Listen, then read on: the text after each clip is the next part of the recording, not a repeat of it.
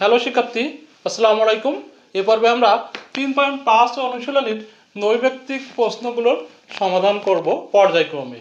তো তোমরা যারা এসএসসি পরীক্ষা দিবে, যারা নবম শ্রেণীতে উঠেছো এবং তোমরা যারা এবার 10-এ উঠবে, তাদের জন্যও কিন্তু এই অধ্যায়টা সিলেকশন করা হয়েছে। অর্থাৎ দ্বিতীয় অধ্যায় এবং তৃতীয় অধ্যায় আছে। তোমাদের জন্য অনলি 8টা বা 9টা অধ্যায় সিলেকশন করা হয়েছে। তার মধ্যে কিন্তু এই অধ্যায়টা আছে। আর তোমরা যারা এখনও বইটা হাতে পাও নাই, তারা এনসিটিভির ওয়েবসাইটে গিয়ে 2025 সালের যে পাঠ্যপুস্তক আছে সেটা ডাউনলোড করে দেখতে পারো। ঠিক আছে? তো এই মুহূর্তে মনে হয় ডাউনলোড করা সম্ভব হচ্ছে না। সেই ক্ষেত্রে তোমরা ওই ওয়েবসাইট ভিজিট করে ওইখানে পিডিএফ ওপেন অপশন আছে, ওই পিডিএফ ওপেন করে তোমরা পড়ালেখা কিন্তু শুরু করে দিতে পারো। ঠিক আছে? ওকে, তো আমরা এখন শুরু করি। 1 নম্বর কি আছে আমাদের? বলতেছে f of x equal to x square minus 4x plus 4 হলে f of 2 এর মান নিচের কোনটি? এখানে অপশন দিয়ে আছে 4, তারপর কত 2 1 0, তাই না? তো আমরা দেখি অঙ্কটা কিভাবে সমাধান করা যায়। এখানে কি বলতেছে? f of x equal to x square minus 4x plus 4। এখানে আমাদের f of 2 এর মান কোনটি সেটা বের করতে বলা হয়েছে, তাই না? তো খুবই ইজি, আমরা f of x এর পরিবর্তে 2 দেবো, তাই না? দেওয়ার পরে এখানে 2 এর whole square minus 4 into 2 plus 4। তো এটা যদি করি তাহলে কি হবে? এখানে 4 মাইনাস 8 প্লাস 4। এখানে আমরা দেখতে পাচ্ছি এটা যোগ করলে 8 হবে মাইনাস 8, অর্থাৎ এইটার রেজাল্ট কিন্তু 0 হবে, তাই না? তার মানে 1 নম্বরের অপশন ঘ। ঠিক আছে? আচ্ছা, এখন আমরা 2 নম্বরটা সমাধান করব। 2-এ কি বলতেছে? হাফ সেকেন্ড ব্র্যাকেট দিয়ে শুরু করা আছে a plus B whole square minus a minus B whole square এর মান নিচের কোনটি? ঠিক আছে? তো এটা একটু জটিল মনে হতে পারে, কিন্তু তোমরা যদি 4ab সূত্রটা জেনে থাকো তাহলে কিন্তু এই অঙ্কটা মুহূর্তের মধ্যে সমাধান করতে পারবে। তো আমি যদিও পারবো সেভাবে দেখাতে, তার আগে আমরা ডিটেলসভাবে দেখে আসি 4ab সূত্রটা কোথা থেকে আসে। ঠিক আছে? তো আমরা সবাই 2টা সূত্র জানি, তাই না? a square a plus B whole square equal to কি? a square plus 2ab plus B square. এটা তোমাদের বইয়ের 1 নম্বর সূত্র, তাই না? আরেকটা সূত্র কি আছে আমাদের? a minus B whole square equal to a square minus 2ab plus B square. এখন এই সমীকরণ 1 ধরি যদি আমরা প্রথম সূত্রটাকে, আর এই দ্বিতীয় সূত্রটাকে যদি আমরা সমীকরণ 2 ধরি এবং সমীকরণ 1 থেকে যদি 2 বিয়োগ করি তাহলে কিন্তু আমরা 4ab সূত্রটা পেয়ে যাব। তো একটু লক্ষ্য করো, বিয়োগ করলে কি হয়? চিহ্ন পরিবর্তন হয়ে যাবে। এখানে প্লাস আসছে মাইনাস হবে, এখানে মাইনাস আসছে প্লাস হবে, এখানে প্লাস আসছে মাইনাস হবে, তাই না? এখন এখানে কিন্তু এই যে এইটা আর এটা কেটে যাচ্ছে, এখানে এটা আর এটা কেটে যাচ্ছে, এখানে কি হচ্ছে? 2ab প্লাস 2ab, অর্থাৎ আমরা এখানে 4ab পেয়ে যাচ্ছি। আর এই পাশে আমরা কি পাচ্ছি? যেহেতু এটা থেকে এটা বিয়োগ করা যাচ্ছে না, সেই জন্য আমরা কি করব? a plus B whole square এটুকু লিখলাম, মাইনাস দিয়ে আমরা a minus B whole square লিখে দিলাম। এটা কেন বের করলাম? কারণ এই দেখো এখানে a plus B whole square minus a minus B whole square আছে, যেটা কিন্তু এই হাফের পরে সেম অপশনটা আছে, তাই না? তো আমরা যদি জানতাম যে এইটা ইকুয়াল টু 4ab, তাহলে আমরা কিন্তু মুখে সমাধান করতে পারতাম অঙ্কটা। ঠিক আছে? অর্থাৎ দেখো এখানে 4ab অর্থাৎ হাফ ইন্টু 4ab। ঠিক আছে? এইটুকুর পরিবর্তে আমরা কি বসাতে পারি? 4ab। তার মানে আলটিমেটলি আমাদের রেজাল্ট কত আসবে? Half into 4ab। এখন তো সবাই সমাধান করতে পারবে, তাই না? এইটা আর এটা যদি কেটে দাও তাহলে কি হবে? 2 আসছে, তার মানে 2ab। তো আমাদের রেজাল্ট কোনটা হবে?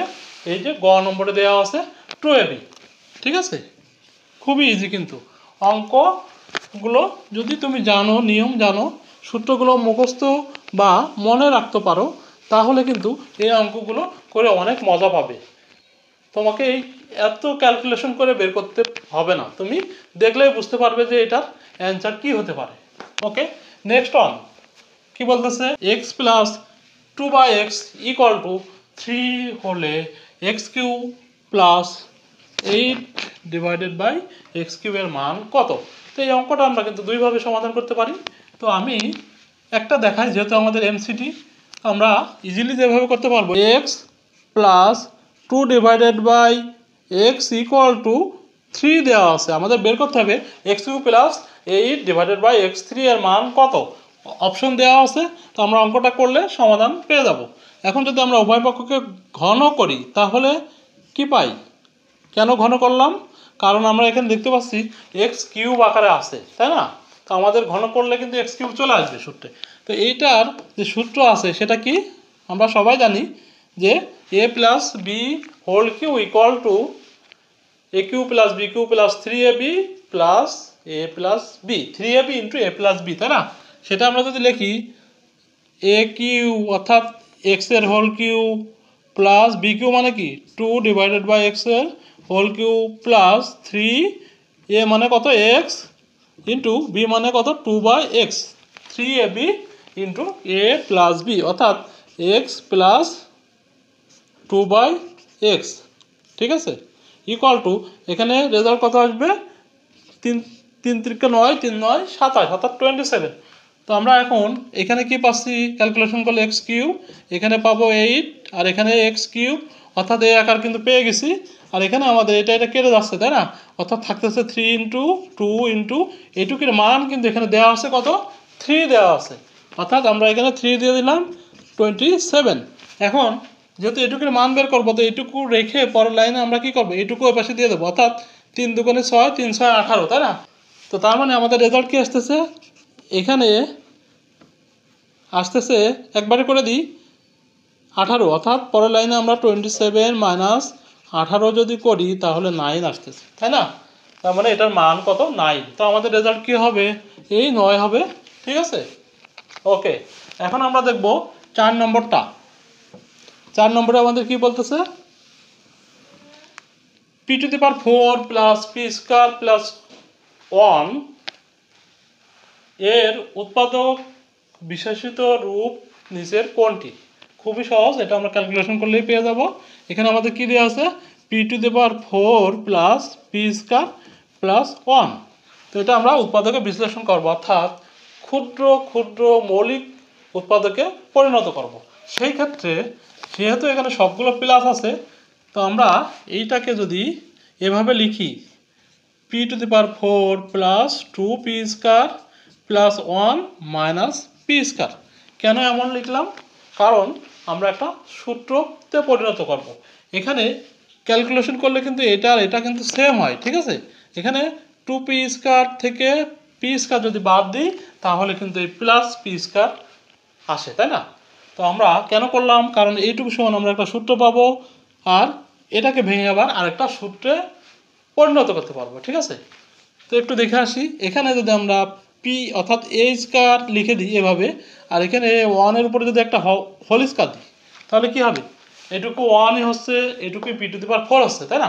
এখন মাঝের টুকু মেলাতে গেলে আমাদের যে সূত্র আছে, অর্থাৎ এটাকে যদি এ ধরি আর এটাকে যদি বি ধরি, তার মানে কি এ স্কয়ার প্লাস 2 এ মানে কত পি স্কয়ার এ বি, তাই না? বি মানে কত 1, অর্থাৎ আমরা a square plus 2ab plus B square লিখলাম, তাই না? আর এখানে আমাদের কি ছিল পি, তো এই পিটাকে কিন্তু আমি ভেঙে এভাবে লিখতে পারি পি এর হোল স্কয়ার, ঠিক আছে। তো এখন এইটুকু কি সূত্র আমরা সবাই জানি, সূত্র 1 a plus B whole square equal to a square plus 2ab plus B square.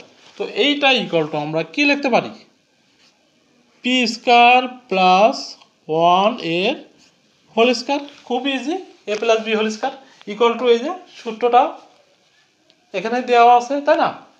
এখন মাইনাস পি এর হোল স্কয়ার, এখানে পি এর হোল স্কয়ার লিখলাম কেন, কারণ এখন আবার আমরা আরেকটা সূত্র পাই, সেটা কি, সেটা হচ্ছে a square minus b square equal to a plus b into a minus b. এখন যদি আমরা এই সূত্রটা অ্যাপ্লাই করি তাহলে যেটা সমাধান আসবে সেটাই কিন্তু রেজাল্ট হবে, তাই না? তো দেখো এখানে P square plus 1 plus P, ঠিক আছে। আর একটা এই অংশ যদি লিখি তাহলে কি লিখবো, এ অর্থাৎ P square plus 1 minus B, তার মানে মাইনাস পি।